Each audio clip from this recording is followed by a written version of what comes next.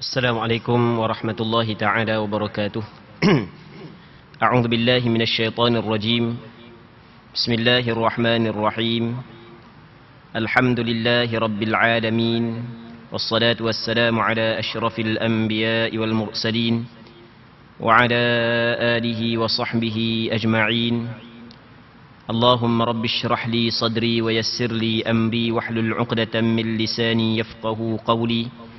ولا حول ولا قوة إلا بالله العلي العظيم.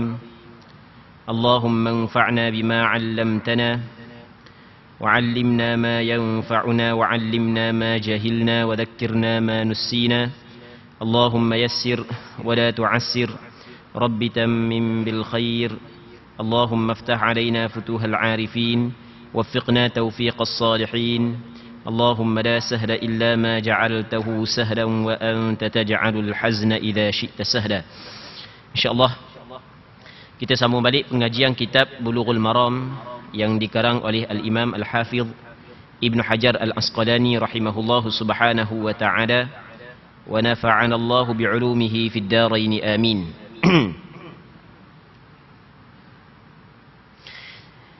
Baik, kita hadis yang ke-290 daripada kitab Bulughul Maram. Katanya, wa an Aisyah radhiyallahu anha qalat, kana Rasulullah sallallahu alaihi wasallam yastaftihu as-salata bit-takbir wal qira'ata bilhamdulillahi rabbil alamin. Kita baca dah ni, Kang. Rasa baca dah. Okey, hadis yang ke-291 وعن ابن عمر رضي الله عنهما أن النبي صلى الله عليه وسلم كان يرفع يديه حذو منكبيه. Pun baca dah. Ya dah lah. Baik. وعن ابن عمر رضي الله عنهما أن النبي صلى الله عليه وسلم كان يرفع يديه حذو منكبيه إذا افتتح الصلاة وإذا كبر للركوع وإذا رفع رأسه من الركوع متفق عليه. Maksudnya daripada Ibnu Umar radhiyallahu taala anhu, katanya Nabi sallallahu alaihi wasallam bertakbir membuka salatnya sambil mengangkat kedua belah tangannya bertentangan dengan kedua-dua bahunya, juga saat ketika bertakbir untuk rakaat dan ketika mengangkat kepala daripada rukuk. Wa fi hadits Abi Humaid inda Abi Dawud yarfa'u yadayhi hatta yuhadhiya bihima mankibayhi thumma yukabbir.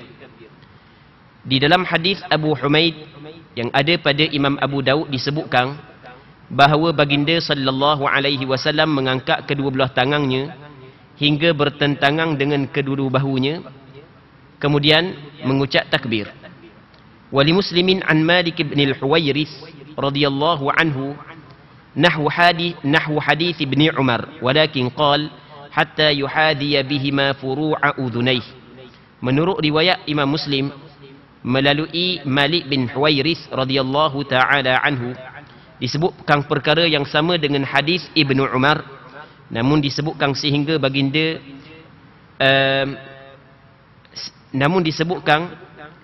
baginda sallallahu alaihi wasallam mengangkat kedua tangannya sehingga bertentanganlah kedua tangannya dengan kedua daun telinganya. Muslimin muslimat yang dirahmati oleh Allah Subhanahu wa taala, di antara perkara yang dituntut kepada kita buat dalam sembahyang adalah mengangkat tangan, mengangkat kedua tangan kita. Ini di antara perkara yang dituntut kita lakukan di dalam sembahyang. Akad dua tangan. Baik. Lagu mana akad dua tangan? Dalam takbiratul ihram kita sebut dah minggu lepas. Yang mana boleh kita akad pergerakan permulaan akad tangan tu ataupun permulaan gerak akad tangan adalah ketika kita kata a. Minggu lepas kita kabarkan. Lepas tu sapabar jatuh tangan. Okey, itu hak yang pertama. Dan hak ni lah hak yang paling afdal menurut pandangan muktamad dalam mazhab Imam Syafi'i. Yang keduanya kita hak yang pertama A kat tangan, Allahu Akbar, bar tok sini. Okey, itu yang pertama. Yang keduanya A kat tangan, sampai sini bar, bar sampai sini tangan. Tangan tak sampai sini. Allahu Akbar, baru letak. Yang kedua. Yang ketiganya A tangan duduk sini. Allah tangan duduk sini, bar tangan duduk sini. Allahu Akbar. Yang keempat, A tangan duduk sini, bar pun tangan duduk sini juga. Allahu Akbar. Okey, pak. Yang mana kalau kita buat salah satu daripada 4 perkara tersebut, maka telah dapat kelebihan mengangkat 2 tangan ketika kita melakukan takbiratul ihram. Baik. Muslimin muslimat yang dirahmati oleh Allah Subhanahu wa taala. Cuma ulama berbincang manakah yang paling comel sekali? Apa yang disebut oleh sebahagian daripada ulama dalam mazhab Imam Syafi'i, yang paling comel sekali adalah permulaan pergerakan tangan kita ketika kita ucap A, dan penghujung letak tangan kita ketika kita kata bar. Hak tu hak yang paling comel sekali. Okey, itu ketika takbiratul ihram. Baik. Jadi kita dituntut mengangkat tangan ketika kita bertakbiratul ihram. Tuntutan di sini adalah tuntutan sunat, bukan tuntutan wajib. Kerana mengangkat 2 tangan dalam takbiratul ihram tidak disebut di dalam hadis al-musi salatah. Hak yang kita bincang sebelum daripada ni, ada seorang lelaki hak yang semayang dok comel, lepas daripada dia semayang mari bagi salam kepada Rasulullah. Rasulullah sallallahu alaihi wasallam jawab salam, lepas tu Rasul suruh dia semayang semula, irji' fa salli fa innaka lam tusalli. Mungkin semula, mu semayang semula sebab mu belum semayang lagi. Sampai ketiga kali.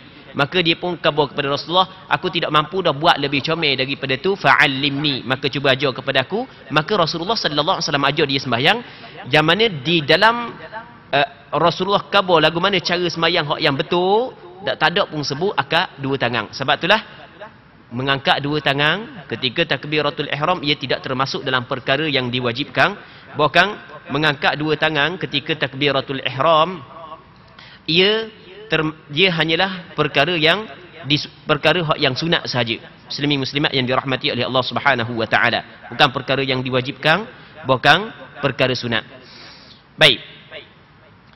Okey, itu yang pertama. Yang keduanya, dalam hadis yang diriwayat daripada Abdullah bin Umar, Rasulullah sallallahu alaihi wasallam mengangkat juga 2 tangan ketika Nabi sallallahu alaihi wasallam bertakbir untuk rakaat.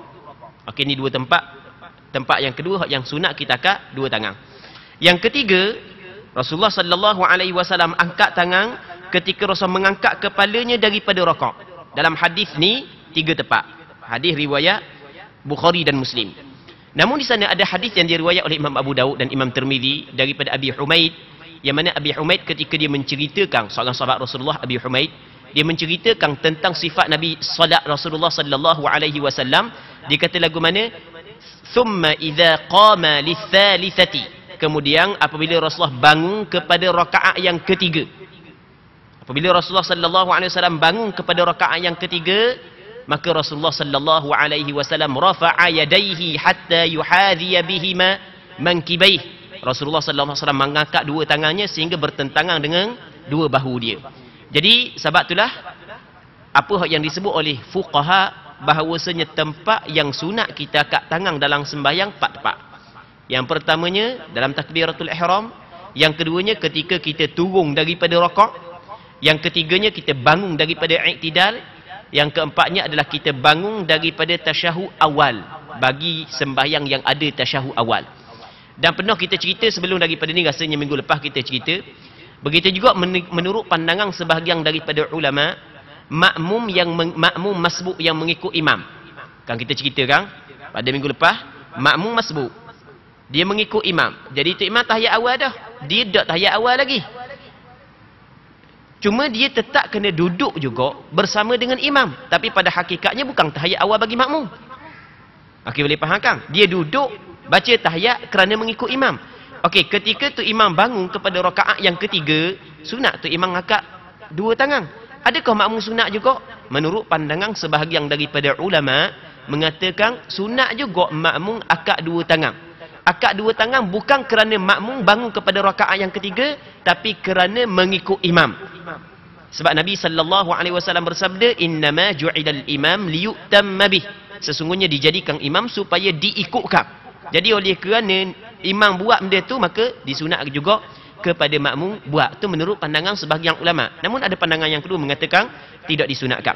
Muslimin muslimat yang dirahmati oleh Allah Subhanahu wa taala. Dalam hadis Abi Humaid, dia menyebut bahawasanya Rasulullah sallallahu alaihi wasallam mengangkat dua tangan sehingga bertentangan dengan dua bahu, kemudian baru Rasul angkat takbir. Bagulah Rasul mengucap Allahu Akbar. Sebab itulah ada sebahagian daripada ulama dia berpandangan hak yang paling afdal akad dulu baru Allahu Akbar. Akad dulu. Okey, itu pandangan hak yang kedua. Baik. Seterusnya, dalam hadis yang diriwayat oleh Imam Muslim daripada Malik bin Huwairith, yang mana Malik bin Huwairith menceritakan Rasulullah sallallahu alaihi wasallam mengangkat dua tangan dia sehingga bertentangan dengan dua cuping telinga. Adapun hadis yang diriwayat oleh Imam Abu Daud daripada Abi Humaid bertentangan dua bahu. Hadis yang diriwayat oleh Abdullah bin Umar yang dikeluarkan oleh Imam Bukhari dan Muslim bertentangan dua bahu. Maka kita pun pernah cerita sebelum daripada ni bahawasanya punca daripada hadis-hadis ni berlaku perselisihan di kalangan ulama fiqh. Ada sebahagian daripada ulama fiqh mengatakan apa yang disunatkan adalah tangan bertentangan dengan bahu. Sekadar ni je. Allahu Akbar. Sekadar ni. Namun mazhab Imam Syafi'i kata tak. Hak yang lebih afdal adalah tangan bertentangan dengan telinga dan bahu untuk menggabungkan hadis ni. Jadi memang hadis yang diriwayat oleh Abdullah bin Umar yang dikeluarkan oleh Imam Bukhari dan Muslim, Imam seorang sahabat yang dikenali sebagai Abu Humaid yang dikeluarkan oleh Imam Abu Daud bertentangan dengan bahu. Tapi di sana ada hadis yang diriwayat daripada Malik bin Huwairith bertentangan dua telinga. Maka dalam mazhab Imam Syafi'i cuba menggabungkan hadis tersebut. Dia kata hak yang bertentangan dengan dua telinga adalah hujung jari. Manakala hak yang bertentangan dengan bahu adalah tapak tangan. Jadi mazhab Imam Syafi'i menggabungkan hadis-hadis tersebut. Jadi dalam mazhab Imam Syafi'i hak yang paling afdal akad tangan gini. Jadi hak yang hujung jari ni pada jari kau panggil benda pada jari kan, bertentangan dengan atas bahagian telinga. Manakala bahagian bawah tangan ni tapak tangan bertentangan dengan bahu. Bertentangan, ini bertentangan. Okey, boleh faham kan? Hak ni hak yang paling afdal mengikut pandangan mazhab Imam Syafi'i. Allahu Akbar. Baik. Dia bertentangan ni bukan mesti kena. Tapi nak kena pun tak ada masalah. Bertentangan. Dia. Hadwa ni bertentangan. Ni maksud bertentangan.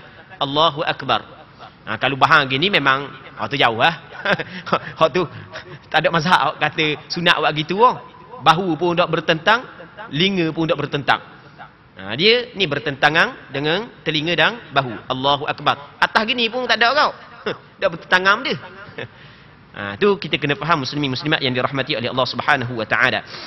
Seterusnya katanya wa an Wa'il bin Hujr radhiyallahu anhu qala sallaitu ma'an nabiy sallallahu alaihi wasallam fa wada'a yadahu al-yumna ala yadihi al-yusra ala sadri akhrajahu Ibnu Khuzaimah. Daripada Wa'il bin Hujr radhiyallahu taala anhu katanya telah menceritakan katanya aku pernah solat bersama Nabi sallallahu alaihi wasallam. Kata Wa'il bin Hujr, seorang sahabat Rasulullah, dia kata aku pernah bersolat bersama dengan Nabi sallallahu alaihi wasallam dan baginda meletakkan tangan kanan di atas tangan kiri di dadanya. Rasulullah meletakkan tangan kanan atas tangan kiri di bahagian dada dia. Baik. Maka majoriti ulama, jumhurul fuqaha menjadikan hadis ni sebagai sandaran, sebagai dalil bahawasanya sunat kita meletakkan tangan kita di atas dada. Sunat kita meletakkan tangan kita di sini. Namun ada sebahagian ulama kata tak sunat kita letak sini. Hak yang sunat adalah kita lepaskan irsalul yadain. Ni pandangan mazhab Maliki. Mazhab Maliki kata tak sunat kita letak sini. Tapi pandangan majoriti ulama dia kata sunat berpandukan kepada hadis ni. Okey, selesai. Yang pertama. Yang keduanya, di manakah tempat letak? Dalam hadis ni secara zahirnya ala sadri. Perkataan ala sadri maksudnya atas dada. Dia kena letak gini ya.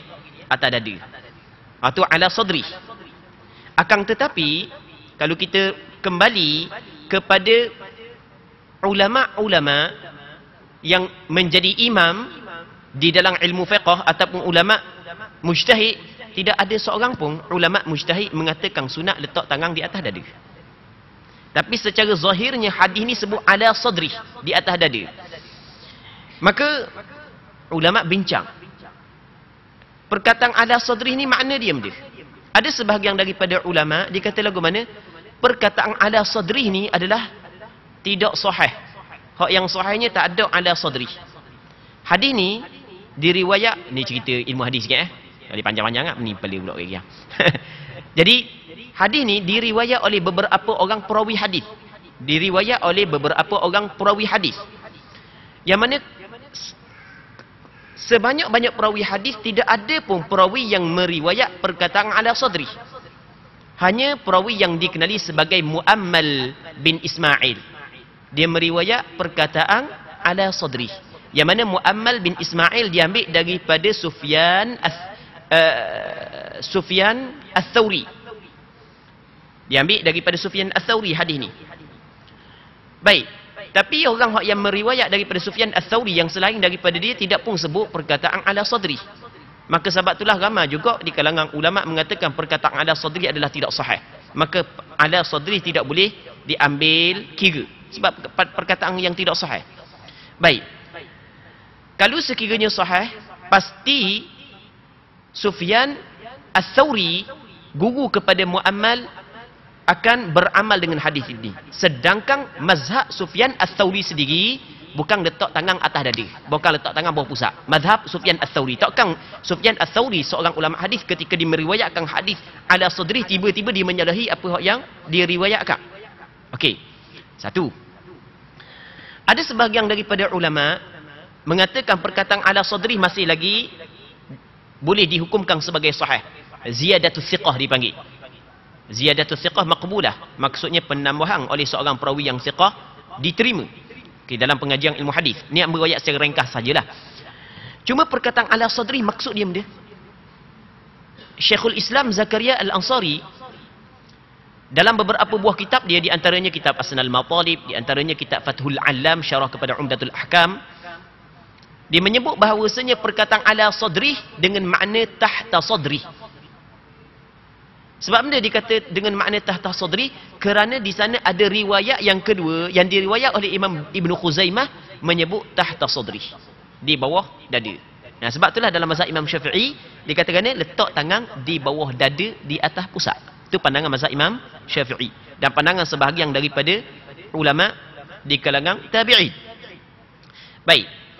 Dan apa dalam hadis ni sebut ala sadri? Kerana sebut ala sadri dua. Yang pertamanya kata ala sadri maksudnya ala akhiri sadri, di atas penghujung dada dia. Mana penghujung dada dia? Bawah. Satu. Yang keduanya ala sadri adalah dengan dipandang kepada orang yang melihat. Ketika kita tok tangan sini, di bawah dada orang yang melihat daripada jauh, dia nampak macam kita tok di atas dada. Okey, boleh faham? Jadi kesimpulan, kalau kita tengok khilaf di kalangan ulama mujtahid adalah di antara letak di bawah pusat dengan di atas pusat. Tidak ada satu pandangan daripada ulama mujtahid mengatakan letak di atas dada. Okey, selesai masalah. Jadi pandangan mazhab Hanafi letak bawah dada. Letak bawah dada, letak bawah pusat. Mazhab Hanafi letak bawah pusat. Sama juga pandangan yang masyhur dalam mazhab Hanbali letak bawah pusat. Manakala mazhab Maliki lepas. Mazhab Syafi'i letak di atas pusat, di bawah dada. Masing-masing ada sandaran. Baik. Muslimin muslimat yang dirahmati oleh Allah Subhanahu wa taala. Seterusnya kata dia, wa an Ubadah bin As-Samit radhiyallahu anhu qala قال رسول الله صلى الله عليه وسلم لا صلاة لمن لم يقرأ بأم القرآن متفق عليه. Daripada Ubadah bin As-Samit radhiyallahu taala anhu telah menceritakan bahawa Rasulullah sallallahu alaihi wasallam pernah bersabda, tidak sah solat seseorang yang tidak membaca Ummul Quran. Jadi tidak sah sembahyang seseorang yang tidak membaca Ummul Quran. Maksud Ummul Quran adalah suratul Fatihah.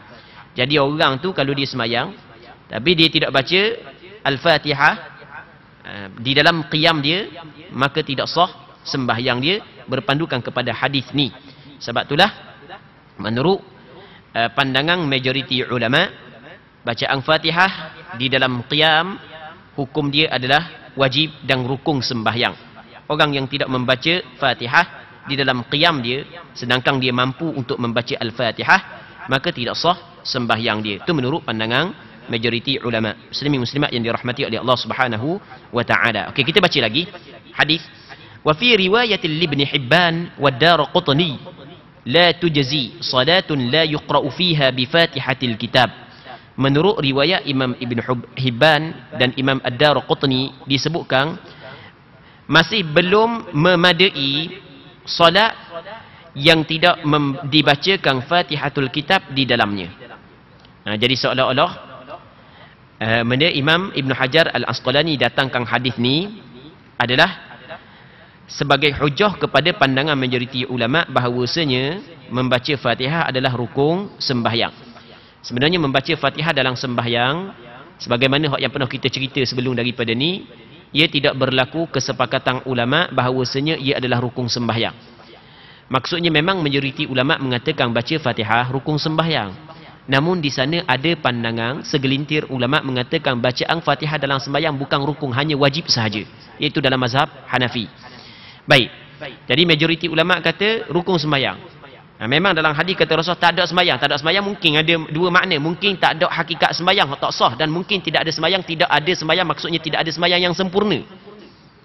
Dia hadis la salatu mungkin dua lagi. Tapi hadis la tajzi salatun, tidak memada sembahyang yang tidak dibacakan padanya dengan Fatihatil Kitab. Itu jelaslah bahawasanya sembahyang tidak memada kalau tidak baca suratul Fatihah. Baik. Wa fi ukhra li Ahmad wa Abi Dawud wa Tirmidzi wa Ibn Hibban la'allakum taqra'una khalfa imamikum. Qulna na'am. Qala la taf'alu illa bi Fatihatil Kitab fa innahu la salata liman lam yaqra' biha. Dalam riwayat yang lain bagi Imam Ahmad bin Hanbal, Imam Abu Dawud, Imam Tirmidzi dan Imam Ibn Hibban disebutkan yang mana dia menyebut perkataan Rasulullah lepas daripada sembahyang, Rasul katakan kepada sahabat dia, barangkali kamu melakukan bacaan di belakang imam solatmu. Kami menjawab, ya. Baginda sallallahu alaihi wasallam bersabda, janganlah kamu lakukan kecuali membaca Fatihatul Kitab, kerana sesungguhnya tidak sah solat seseorang yang tidak membaca Fatihatul Kitab. Muslimin muslimat yang dirahmati oleh Allah Subhanahu wa taala. Antara rukun sembahyang adalah membaca Fatihah, berpandukan kepada hadis yang kita bincang saat ni. Cuma ulama berselisih pandangan pada menetapkan bacaan Fatihah kepada makmum. Kalau bagi imam, bagi orang sembahyang seorang diri, hak tu mesti kena baca Fatihah. Manakala makmum, adakah wajib dia kena baca Fatihah ataupun tidak? Di sini berlaku perselisihan di kalangan ulama. Ada sebahagian daripada ulama mengatakan tidak wajib makmum membaca Fatihah. Tak wajib. Allahu Akbar senyap ajalah. Okey, maksudnya tak wajib. Tak imam rokok-rokok Okey, ada pandangan sebahagian daripada ulama, dan pandangan ni pandangan ulama mu'tabar, pandangan mazhab Hanafi. Namun pandangan majoriti ulama termasuk pandangan mazhab Imam Syafi'i bahawasanya diwajibkan kepada makmum membaca Al-Fatihah, berpandukan kepada hadis ni. Dan ini di antara mazhab ahli hadis. Sebab Rasulullah kata lagu mana kepada sahabat ketika Rasulullah terganggu dengan bacaan yang dibacakan oleh sahabat. Rasulullah lepas sembahyang, Rasulullah kata, barangkali mu baca di belakang tu imam kau. Sebab Rasul rasa terganggu dengan bacaan sebahagian daripada makmum. Maka sahabat kata lagu mana? Ya, kami baca Rasulullah. Kata Rasul, lepas daripada ni mu jangan baca melainkan suratul Fatihah. Okey, mu jangan baca melainkan suratul Fatihah. Maksudnya suratul Fatihah mu kena bacalah. Sebab tidak ada sembahyang bagi mereka yang tidak membaca suratul Fatihah. Sebab itulah pandangan mazhab Imam Syafi'i, Fatihah wajib dibaca oleh imam, oleh orang sembahyang seorang diri dan makmum. Dan ada sebahagian daripada ulama dia kata hadis ni hadis dhaif, tidak boleh dijadikan hujah. Berlaku khilaf pula pada meletakkan hukum bagi hadis ini. Jadi ala kulli hal kita tidak perlu bincang panjang sangat bab khilaf. Cuma kita nak tahu, nak khabar hukumnya. Di antara perkara yang diwajibkan oleh orang yang sembahyang kena buat adalah membaca Fatihah, sama ada imam ataupun orang sembahyang seorang diri ataupun makmum. Jadi sebab itulah kalau kita belajar dalam kitab fiqh mazhab Imam Syafi'i, antara rukun sembahyang adalah bacaan Fatihah. Baik. Cuma dalam mazhab Imam Syafi'i ada juga gugur rukun Fatihah bagi orang sembahyang. Siapa? Bagi makmum masbuk. Makmum masbuk gugur Fatihah daripadanya. Makmum masbuk. Jadi kalau makmum tu mari lewat, dia mari tu imam habis surah dah, dia Allahu Akbar, dia takbiratul ihram, tu imam pun rakaat, dia pun takbiratul ihram terus dia rakaat bersama dengan imam. Apabila dia dang rakaat bersama dengan imam, maka dikirakan rakaat tersebut. Fatihah rukun sembahyang gugur daripadanya. Fatihah dia ditanggung oleh imam. Fatihah dia ditanggung oleh imam. Imam menanggung Fatihah dia. Baik. Sebab itulah dalam mazhab Imam Syafi'i, oleh kerana ni kita kena tarik sikit lagi ya. Cerita sikit lagi. Dalam mazhab Imam Syafi'i, oleh kerana makmum masbuk Fatihah dia ditanggung oleh imam, maka pastikan imam saat ni tu imam yang tidak berhadas. Kalau imam berhadas, sembahyang dia tidak sah. Orang yang sembahyang dia tidak sah, dia tidak boleh menanggung Fatihah orang lain. Satu. Yang keduanya, bukan pada rakaat yang lebih. Kalau rakaat yang lebih, rakaat imam tu rakaat yang tidak dikirakan. Jadi tu imam tambah rakaat yang kelima. Tu imam tiga kepak. Okey. Daripada segi hukum, dia kena ambil 3. Kena tambah 1 rakaat lagi. Jadi, makmum masbuk, dia mari pada rakaat yang kelima. Allahu Akbar. Lepas tu imam pun rakaat, dia dang rakaat sekali dengan tu imam. Lepas daripada tu imam bagi salam, mari dalam hati tu imam yakinnya hak yang ditambah saat ni rakaat yang kelima. Sah sembahyang dia sebab dia buat tanpa dia sedar, tanpa dia tahu. Cuma makmum saat ni, makmum masbuk saat ni, rakaat dia tidak dikirakan kerana dia sempat pada rakaat yang lebih. Mereka kalau didang baca Fatihah. Okey, tu imam tidak menanggung Fatihah makmum masbuk, melainkan tu imam sendiri tidak berhadas. Kalau tu imam berhadas, sembahyang dia tidak sah. Macam mana orang yang sembahyang tidak sah nak menanggung Fatihah orang lain? Yang keduanya, tu imam tidak melakukan rakaat yang lebih.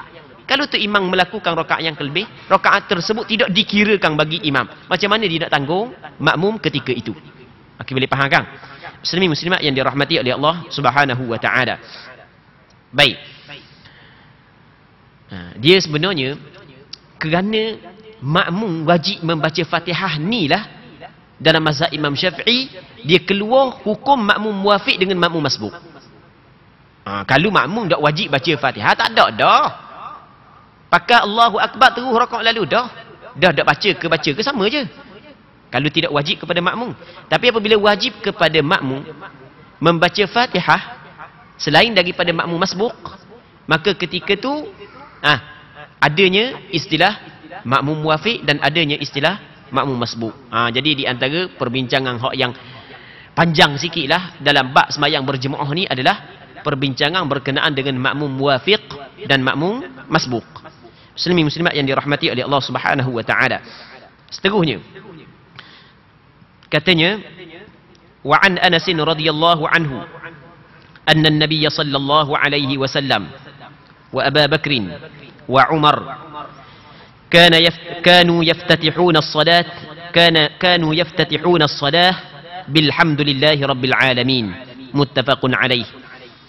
Maksudnya daripada Sayyidina Anas bin Malik radhiyallahu taala anhu, katanya bahawasanya Nabi sallallahu alaihi wasallam dan Abu Bakar, Umar membuka solatnya dengan bacaan Alhamdulillahi Rabbil Alamin. Maksudnya membuka sembahyangnya dengan bacaan Al-Fatihah, tapi Fatihah dia dimulakan dengan Alhamdulillahi Rabbil Alamin.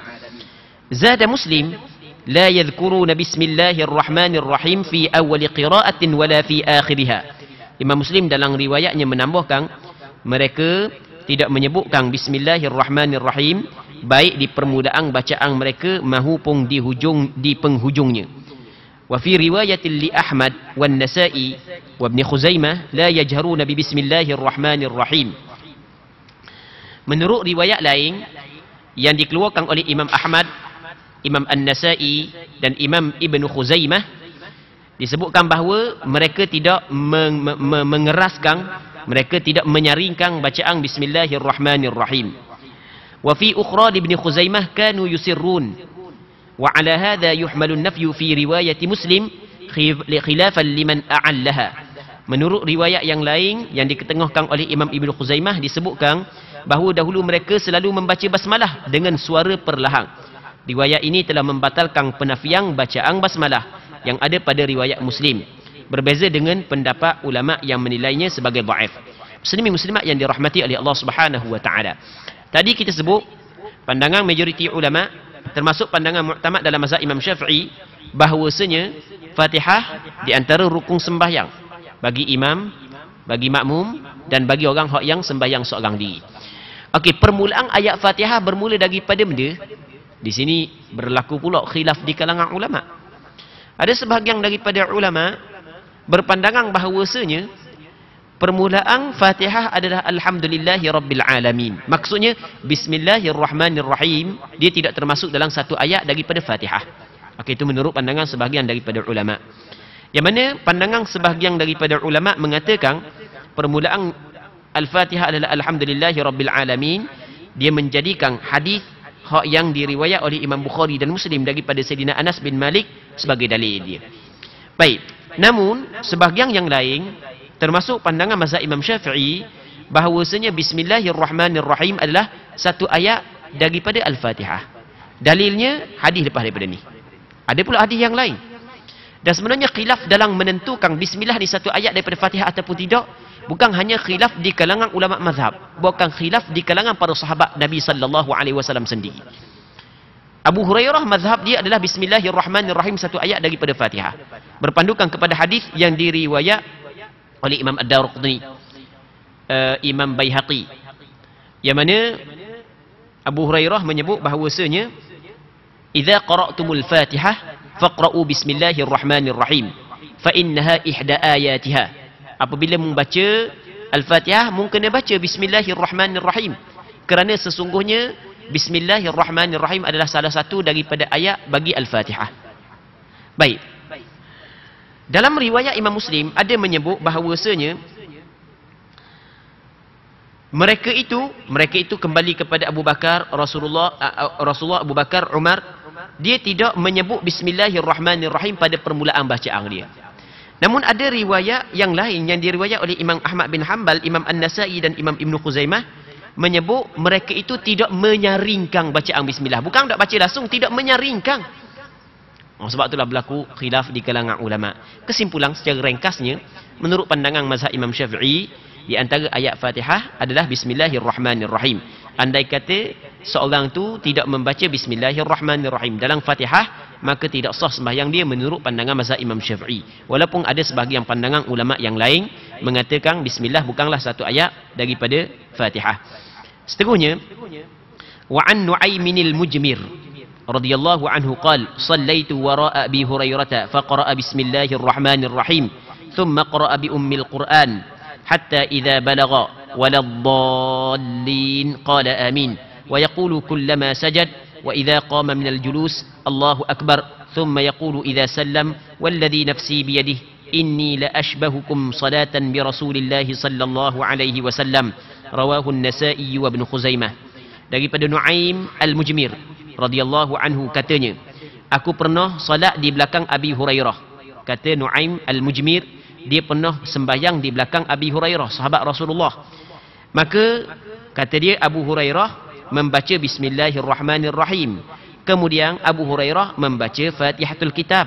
Maksudnya alhamdulillahi rabbil alamin. Abu Hurairah baca bismillah dulu baru baca alhamdulillah. Sehingga dia baca sehingga sampai perkataan waladdallin, Abu Hurairah mengucap perkataan amin. Baik.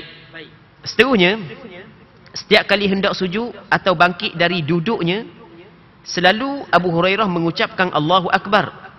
Kemudian selesai salam, dia mengatakan, demi Tuhan yang diriku berada dalam genggamannya, di dalam genggaman kekuasaannya, sesungguhnya solatku tadi adalah solat orang yang paling mirip di antara kamu dengan solat Rasulullah sallallahu alaihi wasallam.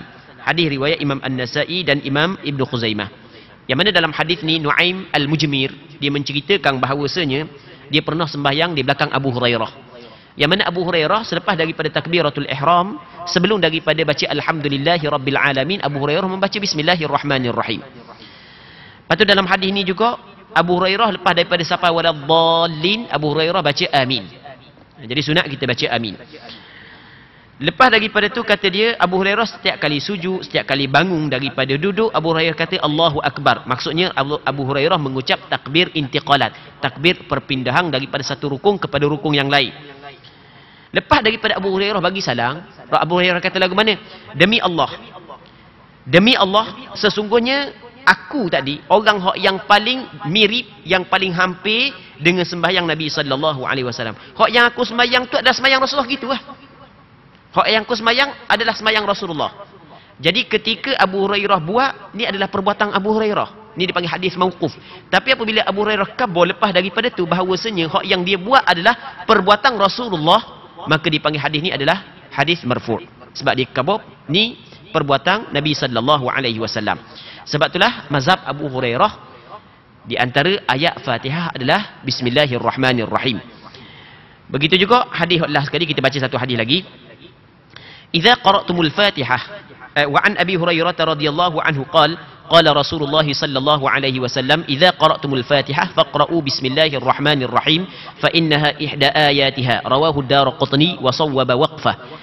Daripada Abi Hurairah radhiyallahu taala anhu telah menceritakan bahawa Rasulullah sallallahu alaihi wasallam pernah bersabda, apabila kamu membaca surah Al-Fatihah, bacalah bismillahirrahmanirrahim, kerana sesungguhnya basmalah, ucapan bismillahirrahmanirrahim merupakan salah satu daripada ayat Al-Fatihah. Hadis riwayat Imam Ad-Darqutni. Namun ada sebahagian daripada ulama mengatakan hadis ni adalah hadis mauquf di atas Abi Hurairah, bukan perkataan Rasulullah sallallahu alaihi wasallam. Baik.